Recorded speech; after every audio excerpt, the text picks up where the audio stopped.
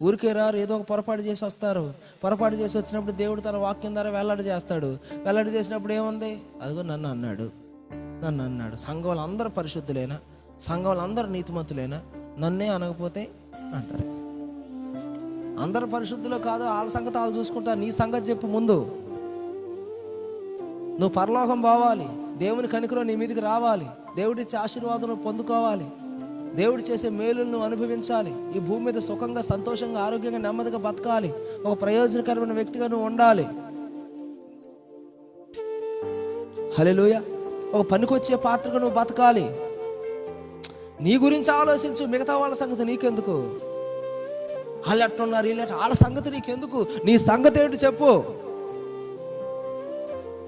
నీ పరిశుద్ధమైన నీ జీవితం ఎలా ఉంది? నువ్వు పరిశుద్ధంగా బతుకుతున్నావా? ప్రార్థన చేసుకుంటున్నావా? వాక్యం చదువుకుంటున్నావా? మందిరానికి వస్తున్నావా? దైవభయంతో బతుకుతున్నావా? దేవుని యొక్క చిత్తానుసారంగా నీ జీవితాన్ని కొనసాగించుకుంటున్నావా? లోటుపాట్లను దేవుని దగ్గర దావీదులాగా ఒప్పుకొని పశ్చాత్తాపపడి వదిలిపెట్టేస్తున్నావా? దేవుని వాక్యం ఏదైతే నీ దగ్గరకు వచ్చిందో దానికి విధేయత చూపించి వాక్య ప్రకారం బ్రతకడానికి నిన్ను అప్పగించుకుంటున్నావా?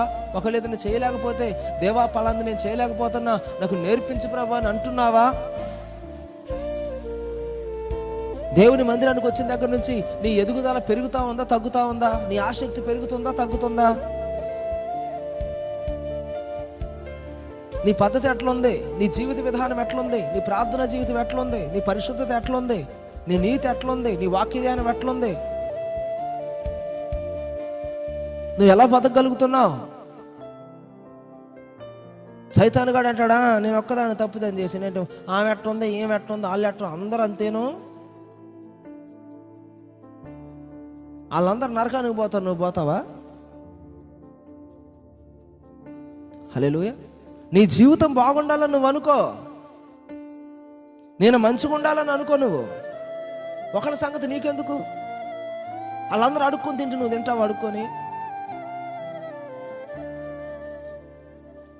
నువ్వు మంచిగా ఉండాలని నీకు ఉండాలి, నేను మంచిగా బతకాలని నీకు ఉండాలి, దేవుని ఆశీర్వాదం నా మీదకి రావాలని ఉండాలి,